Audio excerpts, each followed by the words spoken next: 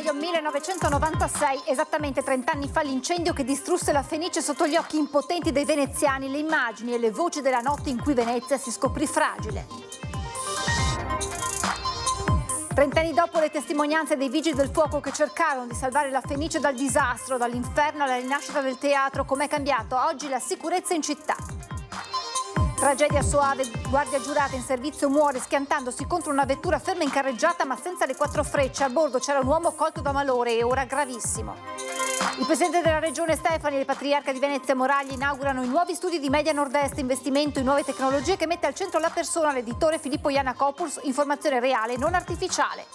Interrogazione al ministro Valditara per il caso dell'11enne lasciato a piedi perché senza il biglietto della linea Cortina-Calalzo, rincarato in vista delle Olimpiadi, il conducente sospeso, la nonna presenta denuncia per abbandono di minore. Pioggia battente, piazzale allagato all'uscita di scuola. Il giorno dopo gli studenti di una scuola superiore di Campo San Piero per protesta all'astensionismo dalle elezioni. 3.000 agricoltori da tutto il Veneto a Padova per chiedere regole e reciprocità in Europa e chiedere la modifica del codice doganale e dire stop all'inganno in etichetta.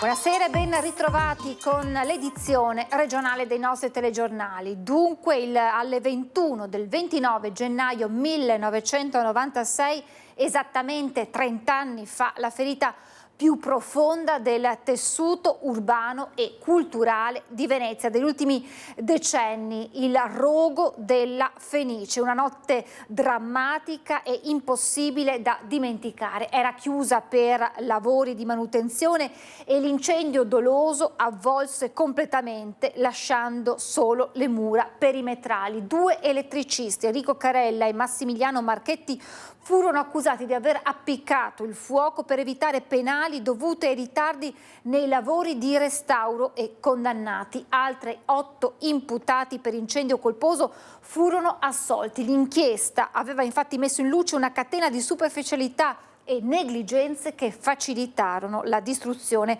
Ci vollero 7 anni per ricostruire la Fenice con materiali e tecniche che richiamavano l'originale. Il nuovo edificio riaprì al pubblico il 14 dicembre 2003. Quella sera del 29 gennaio 1996, Antenna 3 con le sue telecamere c'era il racconto per immagini di una notte impossibile da dimenticare.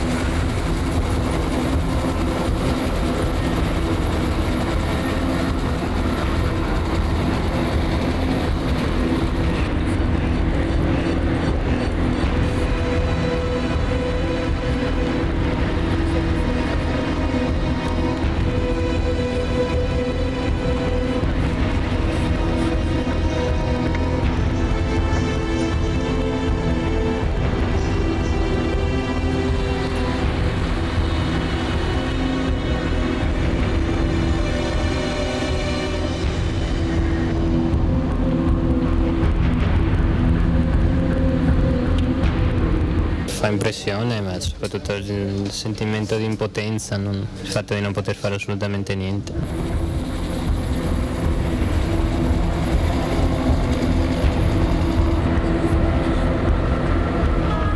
Assessore D'Agostino, la Fenice non c'è più. Insomma, è molto difficile così parlare di una questione come questa. Io credo che sia difficile immaginare una perdita più devastante per la città.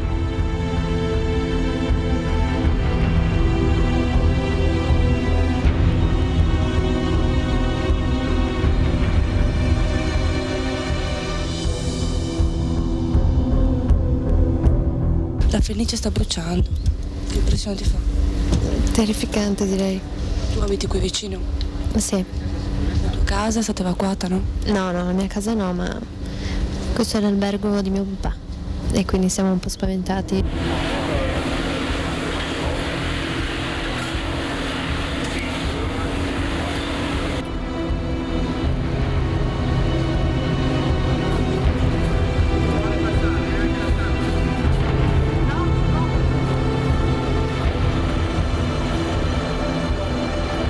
Com'è possibile una cosa di questo tipo a Venezia?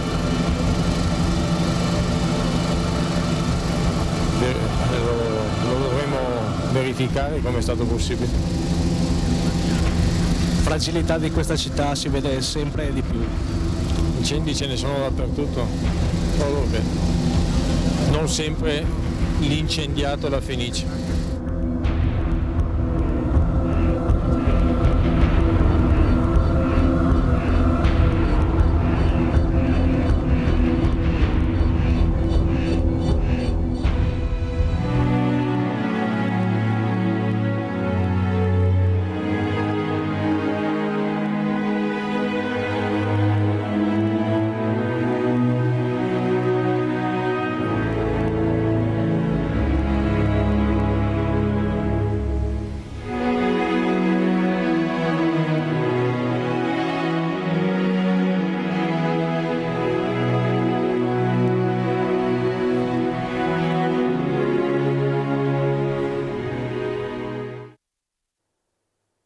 E ora le voci dei vigili del fuoco intervenuti quella drammatica notte.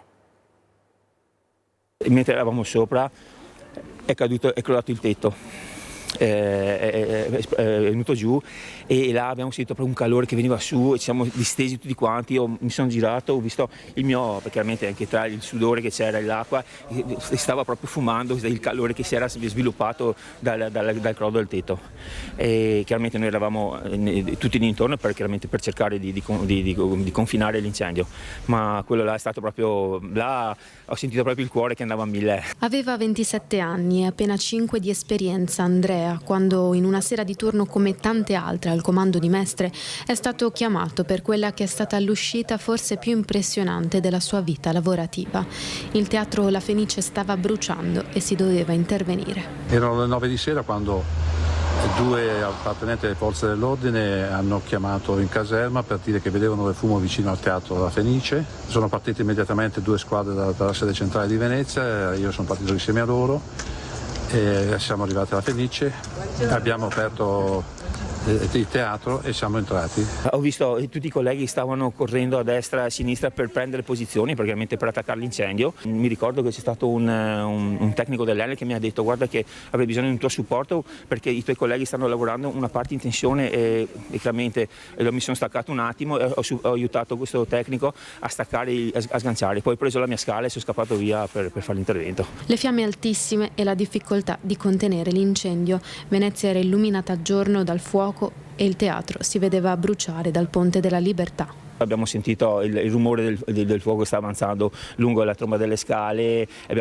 abbiamo lasciato il posto perché altrimenti verremo coinvolti dalle fiamme che stavano avanzando. Ci siamo salvati anche perché con l'aiuto dei colleghi del nucleo elicotteri che hanno gettato quintali d'acqua. La speranza di salvare la Fenice era ormai sbiadita, l'obiettivo contenere l'incendio affinché non si propagasse alle case vicine. Bisognava proteggere la città, bisognava proteggere le case vicine, bisognava proteggere i tetti di Venezia, bisognava procurare acqua perché i canali vicino alla Fenice erano chiusi perché li stavano pulendo, bisognava trovare l'acqua, quindi abbiamo posizionato la motonave in servizio al porto, l'abbiamo posizionata in Canal Grande e con delle tubazioni abbiamo portato tanta acqua per affrontare un incendio che necessitava di tanta acqua. Alle volte ripercorrendo le stesse strade e pensando a quello che è stato perso, però sapendo che abbiamo fatto un'opera immensa perché lavorare in quelle condizioni al buio, con acqua chiaramente che c'era e quindi con poca acqua perché avevamo dei problemi un po' di acqua e quant'altro, e siamo riusciti a contenere l'incendio che non andasse a intaccare le case limitrofe. E la Fenice, fedele al suo nome, risorse. Tragico schianto nella notte in A4 tra Soave e Verona Est. Un 57enne di Castel d'Azzano, guardia giurata in servizio, ha tamponato con violenza un'auto ferma in carreggiata, forse per un malore del conducente che non ha quindi potuto azionare le 4 frecce per mettere in allerta gli automobilisti. La Polizia Stradale di Verona Sud sta svolgendo gli accertamenti del caso per ricostruire la dinamica in maniera precisa. La persona che ha avuto un malore è un cittadino albanese residente in patria che questa mattina è stato portato in sala operatoria per un intervento alla testa. La sua prognosi è riservata. Taglio del nastro oggi pomeriggio a San Biagio di Callalta per i nuovi studi di Media Nord-Est, un investimento in nuove tecnologie che mette al centro la persona. Presenti il Patriarca di Venezia, Monsignor Francesco Moraglia, e il Presidente della Regione, Alberto Stefani. Qui facciamo informazione reale e non artificiale, ha detto l'editore del gruppo, Filippo Iannakopoulos.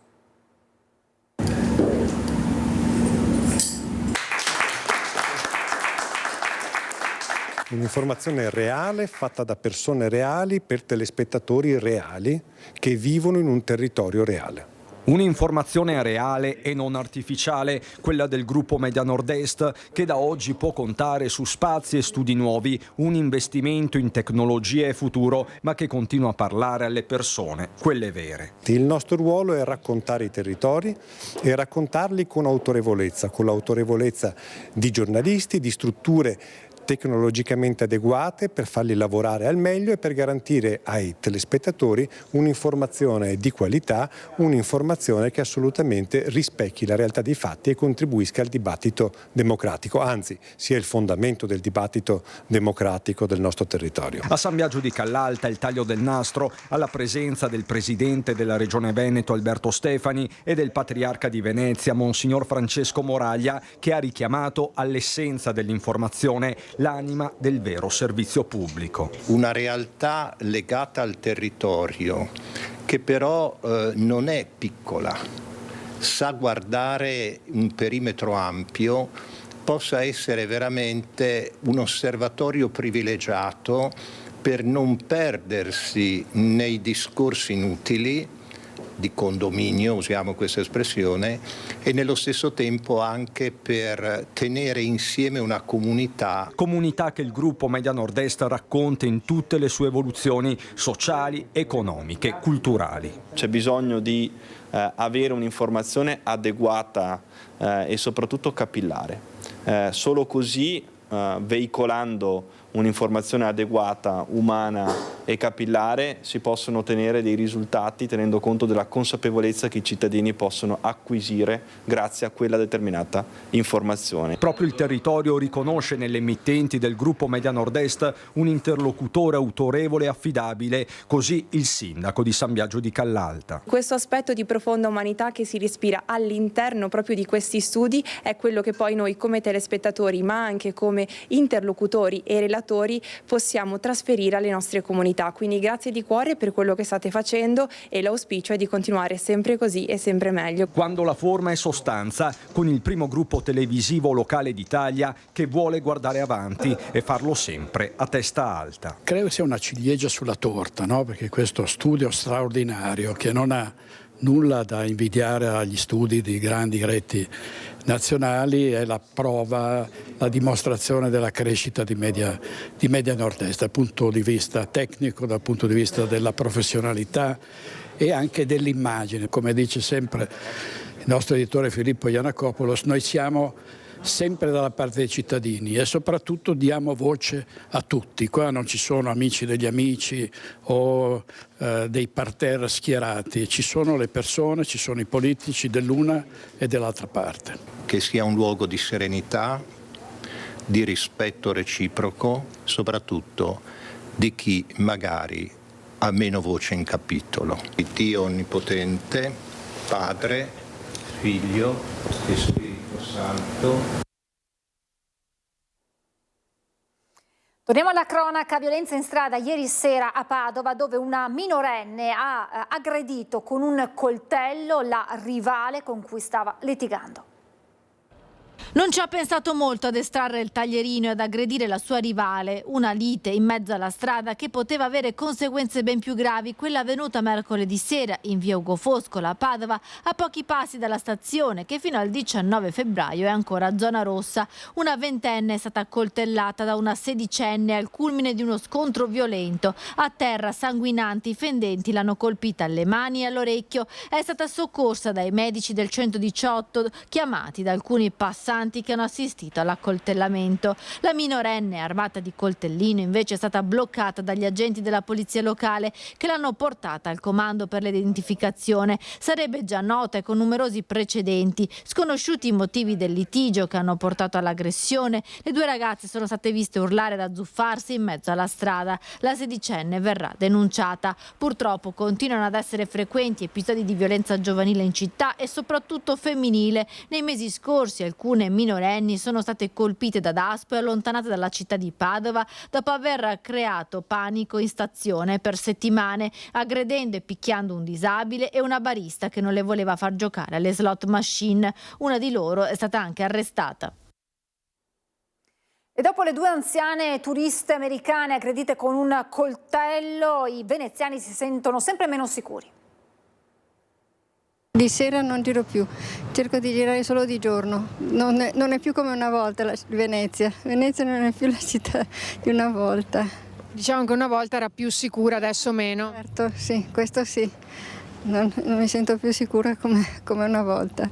Non posso più andare a mangiare la pizza con le amiche di sera, questo sì. La zona più interessata è sempre vicino a Rialto, è proprio la zona lì dove ci sono delle volte delle cose molto spiacevoli. Poi anche il coinvolgimento di queste pickpocket, no? Le classiche pickpocket, ne hanno non solo i turisti ma soprattutto anche persone anziane, soprattutto sì. Si sentono sempre meno sicuri i veneziani, soprattutto gli anziani, anche alla luce dei recenti episodi in città. L'ultimo, l'aggressione a due turiste americane che sono solite trascorrere a Venezia i mesi invernali. È successo martedì sera. Le due donne sono scese alla fermata del vaporetto di San Stae e si sono dirette verso la loro abitazione in zona Ca' Pesaro. Ma mentre camminavano si sono rese conto che un uomo le stava seguendo. A quel punto hanno affrettato il passo, ma lui le ha raggiunte iniziando a parlare in inglese. Quando le vittime sono arrivate nel palazzo riuscendo a entrare nell'atrio, l'uomo le ha spintonate per entrare con loro e ha tirato fuori il coltello intimando di consegnare il denaro che avevano. A quel punto le donne hanno svuotato le borse, ma a lui non bastava. Terrorizzate si sono messe a urlare così forte che i vicini le hanno sentite e sono accorsi mettendo in fuga l'aggressore, un uomo che hanno descritto come alto, grosso, con i capelli neri e la barba scura. Le donne hanno sporto denuncia, ma ora in zona c'è timore che possa tornare. Interrogazione al ministro Valditara per il caso dell'11enne lasciato a piedi perché senza il biglietto della linea Cortina-Calalzo rincarato in vista delle Olimpiadi. Il conducente sospeso, la nonna presenta denuncia per abbandono di minore. Nel pieno dell'inverno, sotto una nevicata, un bambino di 11 anni viene lasciato solo alla fermata di un pullman, non per mancanza di sicurezza, ma per un biglietto da 10 euro. È accaduto in Cadore, tra San Vito, dove il bambino frequenta la scuola media Calvi, e Vodo di Cadore, dove abita. 6 chilometri fra una fermata e l'altra della linea Cortina-Calalzo, trasformata in metropolitana di superficie in vista delle Olimpiadi Milano-Cortina. Prezzo del biglietto per tratta, 10 euro contro i 2,50 euro del biglietto ordinario. Per il piccolo doveva essere un normale ritorno a casa dopo il rientro pomeridiano a scuola, come ci racconta la nonna, l'avvocata Chiara Balbinotto del Foro di Padova. Quando c'è bisogno rientra con i mezzi pubblici, non è un'abitudine, per cui non ha un abbonamento, ma usa, la mamma gli ha comprato un carnet di biglietti, dei carnet di biglietti che lui usa quando servono. Il servizio è fatto da Dolomiti Bus, lui aspetta la corriera con altri bambini, quella delle 4 non passa, arriva la corriera successiva, quella delle 16:40. C'erano altre 2 compagne che però, utilizzando invece il servizio tutti i giorni, avevano l'abbonamento. Lui dà il biglietto all'autista e l'autista gli chiede testualmente: hai 10 euro in contanti da darmi? Lui dice no, non sapeva che il biglietto costava di più e quindi dice vabbè, allora non puoi stare, devi scendere, devi tornare a casa a piedi. A quel punto erano già le 16:40, praticamente buio, temperatura esterna sotto lo zero. Il piccolo, costretto a scendere con i suoi 2 zaini, si è incamminato verso casa. Ci ha messo 1 ora e mezza, è arrivato congelato, abbiamo anche un certificato medico di ipotermia. e questo è quello che è successo. Appresi i particolari dello sconcertante episodio, la mamma del bambino con la nonna avvocata hanno presentato denuncia querela alla procura di Belluno, ipotizzando il reato di abbandono di minore. Nelle scorse ore il servizio clienti di Dolomiti Bus ha contattato l'avvocata Balbinotti riferendo di essere costernato per l'episodio, assicurando l'avvio di un'indagine interna. È veramente una cosa allucinante. Nel caso di specie il problema non erano i 10 euro, erano che lui non lo sapeva, non aveva i 10 euro in contanti, ammesso che fosse lecito chiedere 10 euro in contanti, perché questo ho i miei dubbi, ma aveva comunque degli altri biglietti che gli potevano essere presi, non bastava spiegarsi, voglio dire, no? Certo. Non costringerlo a scendere. Inutile dire che la notizia pubblicata dal Gazzettino e ripresa da tutte le testate locali e nazionali ha suscitato lo sdegno della comunità e dei piani alti della politica. Alleanza Verdi e Sinistra con la deputata Elisabetta Piccolotti ha presentato un'interrogazione al ministro Valditara perché le politiche legate alle Olimpiadi non possono ricadere in nessun modo sulla sicurezza delle persone e dei più piccoli.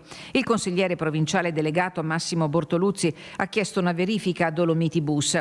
Spiegazioni urgenti vengono richieste allo stesso Bortoluzzi da Giovani e Futuro, al di là delle considerazioni etiche sulla richiesta Tucur di 10 euro a tratta, approvata, è bene ricordarlo, all'unanimità nel corso di una riunione dell'ente di governo. E nel tardo pomeriggio è arrivata una precisazione di Dolomiti Bus che, sollevata dall'aver appreso che il bambino sta bene, riferisce che la corsa in questione è stata effettuata dall'azienda La Linea SPA, alla quale l'azienda di trasporto bellunese ha esteso immediatamente la contestazione e chiesto chiarimenti. La Linea, dopo gli accertamenti, ha comunicato che l'autista suo dipendente è stato prudenzialmente sospeso dal servizio. Nel contempo anche Dolomiti Bus ha attivato una commissione per il rigoroso accertamento dei fatti accaduti, grazie anche al supporto delle registrazioni degli impianti di videosorveglianza presenti a bordo dei mezzi in servizio. Pioggia battente e piazzale allagato all'uscita di scuola. Gli studenti di una scuola superiore di Campo San Piero oggi, in segno di protesta, hanno scelto l'astensionismo dalle lezioni. Ieri mattina all'uscita da scuola abbiamo trovato l'intero parcheggio allagato e gli studenti per uscire da scuola hanno dovuto arrampicarsi su questi cancelli per non bagnarsi, infangarsi, e questo è stato, diciamo, il culmine di una serie di richieste che da anni che vengono fatte. Scene come questa sono quelle registrate sul piazzale dell'Istituto Superiore Newton Pertini di Campo San Piero. Il violento acquazzone di mezzogiorno lo aveva trasformato in un lago, ma non è la prima volta, e per questo gli studenti hanno deciso di astenersi dalle lezioni. Oggi più di 1 migliaio di ragazzi del Newton Pertini hanno deciso di seguire questo esempio, questa richiesta che oltretutto non è nata da noi rappresentanti. Sono stati gli stessi studenti che, dopo che sono circolati i video di loro stessi che andavano sui cancelli, hanno scelto di stamattina venire qua la prima ora. È stata una protesta totalmente pacifica e questo è stato un grande atto di responsabilità e maturità dei nostri ragazzi. Noi abbiamo deciso oggi di astenerci dalle prime ore insieme a tutti gli studenti per far vedere a queste istituzioni che effettivamente non è più il caso di trascurarci. Un problema come questo, idrico, che è stato creato dal comune, a cui il comune dice che non può risolvere perché mancano dei fondi, è inammissibile a nostro parere. Noi non possiamo venire a scuola e trovarci scene degne delle più grandi commedie di gente che per attraversare un parcheggio si arrampica sulle staccionate, sulle gradinate. Ecco, è impossibile. Un problema ben conosciuto, ammette la sindaca di Campo San Piero, Katia Maccarrone, che precisa. Il parcheggio era in ordine fino a tarda mattinata. A ridosso di mezzogiorno l'acqua ha iniziato a non defluire più in maniera corretta e quindi purtroppo non c'è stato il tempo, pur avendo chiamato Protezione Civile per togliere l'acqua dal parcheggio, non c'era il tempo materiale perché era già quasi l'orario di uscita dei ragazzi. Ci sarebbe già anche la soluzione per il problema, la canaletta Tentori. Noi abbiamo un progetto pronto, però è un progetto molto costoso, sono 700.000 euro. Abbiamo chiesto contributi più volte, l'ultimo che è stato chiesto al Ministero nell'ambito di un bando che riguarda un po' tutti i comuni. Dovevano uscire le risposte a novembre e siamo ancora qui che le attendiamo. In attesa di risposte sui fondi, gli studenti daranno vita a tavoli tecnici, ma non vogliono fermarsi. 3.000 agricoltori da tutto il Veneto a Padova per chiedere regole e reciprocità in Europa. L'esempio più eclatante è quello della passata di pomodoro che abbiamo visto negli anni passati, il triplo concentrato proveniente dalla Cina con l'aggiunta di acqua nel nostro paese veniva venduto come prodotto italiano sui mercati internazionali. Questo è stato attenzionato anche dalla stampa estera, identificato come un grande inganno. Prodotti stranieri spesso importati da fuori Europa di bassa qualità che vengono italianizzati grazie a lavorazioni minime per essere poi esportati all'estero come made in Italy. Ci sono carciofi egiziani che in Italia diventano sottoaceto, la cagliata ucraina che diventa mozzarella o petti di pollo che arrivano dal Sud America. Eccoli esposti alcuni dei più grandi inganni del codice doganale. La tappa padovana del Tour nazionale di Coldiretti ha riunito oltre 3.000 agricoltori di tutto il Veneto per chiedere l'abolizione della norma che consente di italianizzare prodotti stranieri. L'abolizione dell'ultima trasformazione sostanziale diventerà la madre di tutte le battaglie per l'agroalimentare nazionale ma anche per quello veneto. Significa evitare che prodotti che vengono importati dall'estero e manipolati o con una piccola trasformazione diventano di provenienza italiana. Riteniamo che sia un'operazione di trasparenza e di verità per i nostri produttori ma anche per i nostri cittadini consumatori che da questo devono trovare la possibilità di acquistare nei supermercati o in qualsiasi punto vendita prodotti del territorio e prodotti nazionali fatti con i più alti standard qualitativi. In Italia c'è l'obbligo dell'etichetta di origine che consente al consumatore di conoscere la provenienza del prodotto, ma questo non in Europa, dove la mozzarella può essere fatta con latte tedesco, polacco, di caglia ucraina appunto e poi venduta come made in Italy, così come la pasta fatta con il grano canadese glifosato. Questa cattiva pratica consentita dall'Europa, così come i falsi prodotti italiani ma che sono cosiddetti Sounds of Italy, cioè che richiamano nel nome un prodotto italiano all'estero, hanno raggiunto la cifra record di 120 miliardi di euro, colpendo le specialità italiane, soprattutto quelle DOP. È un altro fenomeno che oggi cuba quasi 2 volte la nostra esportazione, soprattutto negli Stati Uniti, che dobbiamo combattere sia in Europa ma anche all'estero per dare proprio quella trasparenza e tracciabilità dei nostri prodotti che oggi invece vengono copiati o italianizzati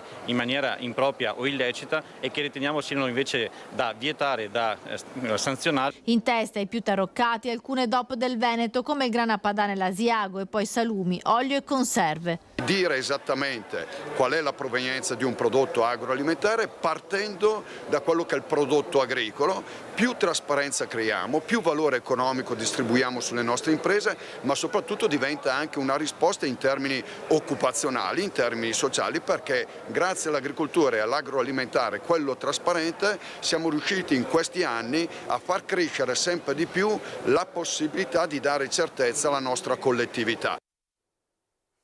È tutto, siamo in chiusura, vi lascio alla sigla e a seguire le previsioni del tempo. Grazie per l'attenzione, buona serata.